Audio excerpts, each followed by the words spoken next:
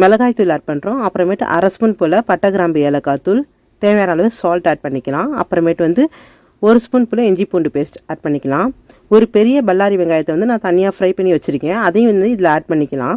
அப்புறமேட்டு கொஞ்சமாக கஸ்தூரி மெத்தி அதையும் ஆட் பண்ணிக்கலாம், நல்லா க்ரஷ் பண்ணி. இப்போ 2 ஸ்பூன் போல் கேர்டு, நல்லா கெட்டியான கேர்டு ஆட் பண்ணிக்கலாம். ஆட் பண்ணிவிட்டு நல்லா வந்து மிக்ஸ் பண்ணி 1 ஹார் போல் ஊற வச்சுக்கலாம். இப்போ ஒரு பேனில் நல்லா வந்து சூடானதும் ஆயில் ஆட் பண்ணி, ஆயில் நல்லா ஹீட் ஆனதும் ஒரு வெங்காயத்தை வந்து நான் சின்னதாக கட் பண்ணி வச்சுருக்கேன், அதை வந்து ஆட் பண்ணிக்கலாம். அப்புறம் 2 தக்காளி வந்து நம்ம பல்ஸ் மோடில் போட்டு கொஞ்சமாக நைஸாக அரைச்சி எடுத்துக்கலாம். ரொம்ப திக்காக இல்லாமல் பல்ஸ் மோடில் போட்டு எடுத்துக்கோங்க. அதையும் ஆட் பண்ணிக்கலாம். ஆட் பண்ணி நல்லா வதக்கி விடுங்க. இப்போ வந்து நம்ம சிக்கன் ஊறிடுச்சுல, அந்த சிக்கனை வந்து இதில் ஆட் பண்ணிக்கலாம். ஆட் பண்ணிவிட்டு நல்லா இதிலே வந்து பிரட்டி விடுங்க.